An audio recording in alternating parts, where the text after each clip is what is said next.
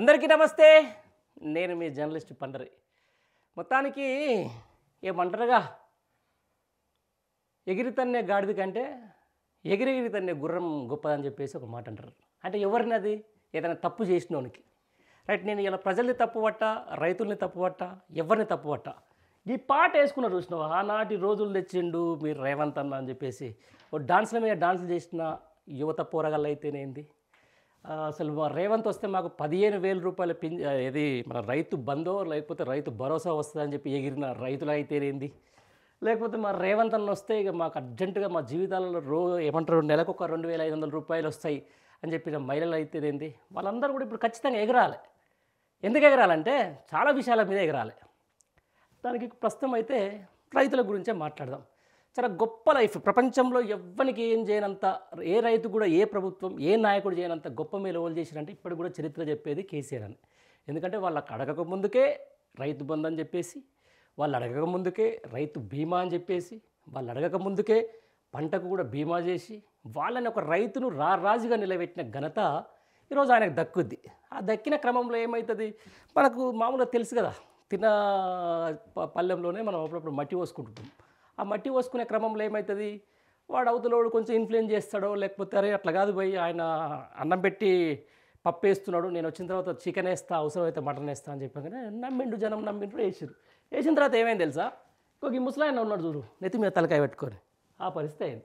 ఇవన్నీ నేను మీకు ఎందుకు చెప్తున్నా అంటే, యూరియా కష్టాలు అనేది నేను దగ్గర ఒక 15 ఏళ్ళ కింద విన్నా. ఉమ్మడి తెలంగాణ ఆంధ్రప్రదేశ్ రాష్ట్రంలో ఉన్నప్పుడు నేను కూడా వ్యవసాయ కుటుంబం నుంచి వచ్చినా కాబట్టి మా పక్కనే మోత్కూరు విలేజ్ అని ఉండేది. మా అందరికి కూడా ఒక సబ్ విలేజెస్ ఉండేది. ఆ సబ్ విలేజెస్ కాడికి పోయిన తర్వాత మా ఫాదర్ ఎవరో నిలబడడం అంటే మేము కూడా లైన్ నిలబడ్డ క్రమం చూసినాం.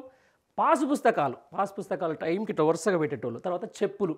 ఆ తర్వాత కొన్నిసార్లు మనం ఉమ్మడి ఆంధ్రప్రదేశ్ రాష్ట్రంలో 6 లైన్ల నిలబడి సొమ్మసిల్లి కొంతమంది చనిపోయిన వార్తలు కూడా మనం విన్నాం. ఇదన్నిటికీ ఇప్పుడు ఎందుకు చెప్పాల్సి వస్తుందంటే, చూడండి ఒకసారి మీరే ఆనాటి రోజులు. ఎందుకంటే అసలు దీని మీద నాకు పాట వేసి పెట్టాలని ఉంది కానీ కాపీరైట్ వస్తుంది కాబట్టి పెట్టలేకపోతున్నా. చూడండి ఒకసారి. ఇక ఏదది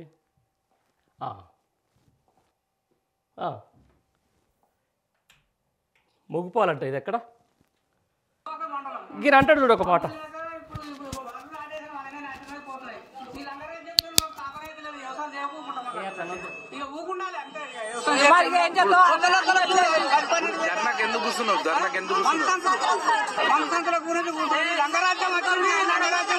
ఏమో అర్థమైతలేదు. వ్యవసాయం చేస్తామా ఊరుకుంటామా? ఇప్పుడు 4 గంటలకు వచ్చి లైన్ పట్టినవాడు జనం అంతా ఏం లేదు. ఇప్పుడు 8 రోజుల లైన్ పట్టబట్టి ఏం చేయమన్నా ఉందా? ఈ దొంగల రాజ్యం, ఈ లంగ రాజ్యం ఇది. ఇప్పుడు 10-20 ఏళ్ళ నుంచి మాకు ఏ కొరత లేకుండా నీళ్లకు, మత సంతులకు, ఏదానికి బావి కాడ నాగండ్లు కట్టుకొని నాగండ్ల కాడికి ఫోన్లు చేస్తే ఆటోల మీద తీసుకొచ్చేస్తారు. ఇప్పుడు ఏం గతిలేదు. ఇక విత్తనాలు వీకినాయి, దున్నుకోలు వీకినాయి, కడుపులు పోయినాయి, అన్ని వీకినాయి. ఆడవాళ్ళ మగవాళ్ళ మధ్య మా గొడవలు ఇస్తున్నాయి మా కథ. అసలు యూరియా కష్టాలే లేవు. ఎక్కడ పడితే అక్కడ యూరియా దొరుకుతుంది. ఇది కేవలం ప్రతిపక్షాలు సృష్టించినటువంటి యూరియా కొరత అని చెప్పేసి ఎవరన్నారు?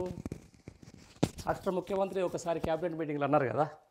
ఆ తర్వాత అసలు ఎవరైతే ఫేక్ రైతులు వస్తున్నారు వాళ్ళ మీద వాళ్ళు కావాలని చెప్పేసి దీని మీద చేస్తున్నారంటే, మరి ఈయన ఫేక్ రైతు, ఆ రైతు, ఈ రైతు ఒకసారి మీరే చూసుకొని చేయండి సార్. ఇది పక్కన పెడదాం. ఇంకొక వీడియో చూడు.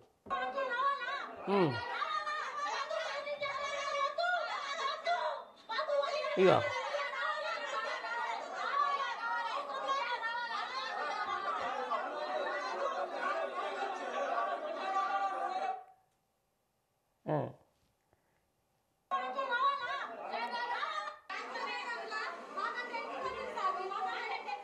బాగా చూడాలి ఇది.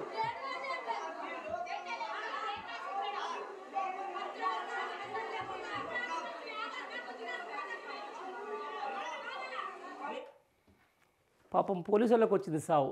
ఓవైపు వార్డు మెంబర్ల నుంచి మొదలు పెట్టుకుంటే ముఖ్యమంత్రి స్థాయికి భద్రత కల్పించాలి, ఇప్పుడు రైతుల కోసం చేయాలి, రేపు గ్రామ సభ జరిగితే గ్రామ సభ రావాలి, యూరియాలకు కూడా ఇప్పించాల్సిన పరిస్థితి ఈరోజు తెలంగాణ రాష్ట్రంలో ఉంది. మొత్తానికైతే చాలా దారుణమైన పరిస్థితుల్లో ఈరోజు తెలంగాణ రైతాంగం కొట్టుమిట్టాడుతుంది. ఆ కొట్టుమిట్టాడడంలో ఎవరి తప్పు? అది ప్రభుత్వ వైఫల్యమా, లేకపోతే మేమేమన్నా మిస్టేక్ చేసినామా అని చెప్పేసి రైతులు మాట్లాడుకోవాలి. ప్రతి దాంట్లో చర్చ జరగాలని అంటున్నా. ఈరోజు ఇందిరమ్మ రాజ్యం అని చెప్పేసి ఓ రోజు అసెంబ్లీలో మాట్లాడతారు ఇప్పుడున్నటువంటి ముఖ్యమంత్రి.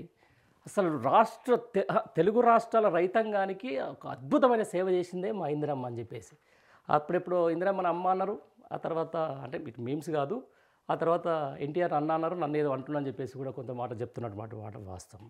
ఈ నేపథ్యంలోనే ప్రతి ఒక్క రాష్ట్ర రైతాంగం అయితేనేంది, లేకపోతే రైతులైతేనేంది చర్చ జరగాలి. అరే ఎందుకు 10 ఏళ్ల నుంచి రాని యూరియా కష్టాలు ఈరోజు మాకెందుకు వచ్చినాయి? పత్తి చేనులో జరగాలి. ఆ ఊరు రైతు వేదిక దగ్గర జరగాలి. ఊరు కచ్చేరి కాడ జరగాలి. ఈరోజు రేపు ఏదో అరాకొరగా దొరికిన యూరియా ఉంటుంది చూసినావా, ఇట్లా జల్లుకుంటూ జరగాలి. రేపు కలుపు తీసేటప్పుడు చర్చ జరగాలి. ఇవన్నీ జరిగితేనే కదా తెలిసేది. అసలు ఎందుకు రాష్ట్ర రైతాంగం ఎందుకు ఇట్లా ఒక్కసారిగా మొత్తం మళ్ళీ ఈ పాత రోజులకు ఎందుకు వెళ్ళిపోయినాం, ఆనాటి రోజులకు ఎందుకు వచ్చినామని చెప్పేసి కూడా వస్తే వాళ్ళకు ఒక పరిష్కారం దొరికిద్ది. ఎక్కడ అన్యాయం జరిగింది, మాకు ఎక్కడ ఈ రాష్ట్ర రైతాంగం మళ్ళీ మేము ఏమంటారు అది వైభవం అనొద్దు, గతంలో ఉన్నటువంటి అధపాతాళంలోకి ఎందుకు పోయినామని చెప్పేసి కూడా ప్రతి ఒక్క రైతు ఆలోచన చేసుకోవాల్సిన అవసరం ఉంటుంది. రైట్, ఇంకొక వీడియో చూద్దాం ఫైనల్గా.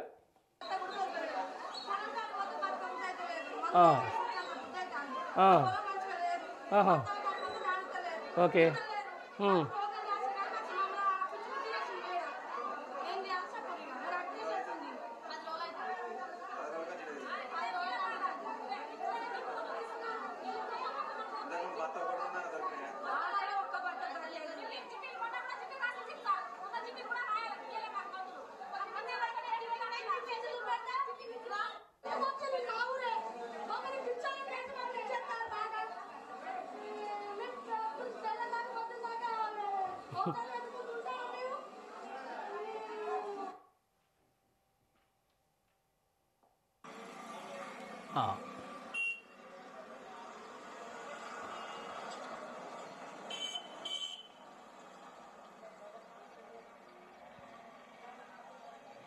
వాడు బాగా బుక్కులు పెట్టారు చూడు, బుక్కులు చెప్పులు పెట్టారు.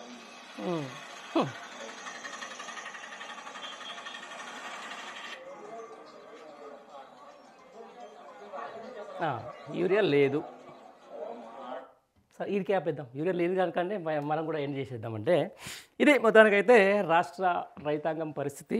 యూరియా లేదు, జర కొంచెం తొందరపడకండి. ఎవరన్నా గట్టినే ఇబ్బంది అయితే రాష్ట్ర రైతాంగం అయితే ఏమంటారు సంయమనం పాటించండి.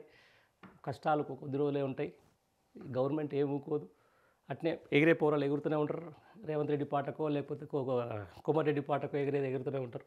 బట్ దాంతోపాటుగా రాష్ట్ర రైతాంగానికి సంబంధించిన దాంట్లో వీలైనంత త్వరగా వారి యూరియా కష్టాల నుంచి బయటపడేసి ఈ ఢిల్లీ టూర్లు, ఆ టూర్లు, ఈ టూర్లు అని చెప్పేసి తిరగకుండా మంత్రులైనా కూడా ప్రభుత్వం అయినా కూడా గట్టిగా చర్యలు తీసుకొని కొంచెం రాష్ట్ర రైతాంగాన్ని కాపాడమని చెప్పేసి మనం కూడా విజ్ఞప్తి చేద్దాం. నమస్తే.